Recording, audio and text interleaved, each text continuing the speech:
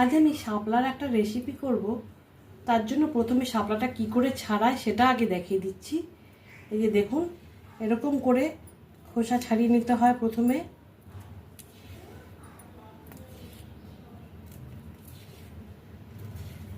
তারপরে এই যে সবকটা খোসাগুলো একসঙ্গে টানবেন, টানলে কিন্তু পুরো শাপলাটা ছাড়ানো হয়ে যাচ্ছে।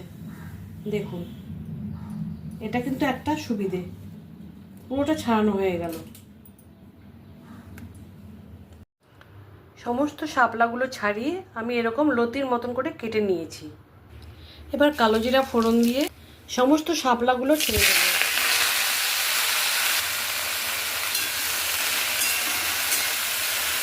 স্বাদ মতো নুন, হলুদ দিয়ে দিলাম। শাপলাটা সাতলানো হতে হতে এদিকে আমি স্বাদ মতো নুন, চিনি, হলুদ, সামান্য একটু লঙ্কার গুঁড়ো আর একটুখানি সর্ষে পাউডার আমি নিয়ে নিলাম।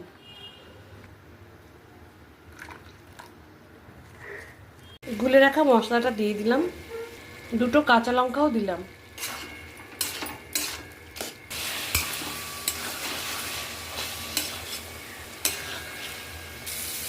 লোক বুঝে আপনারা শাপলা কিন্তু কিনবেন, কারণ আমাদের অল্প লোক, আমাদের হয়ে যাবে। আপনারা তো দেখলেই কতখানি পরিমাণে আমি কড়াই দিয়েছি, সেটা টানতে টানতে এই পর্যায়ে এসছে।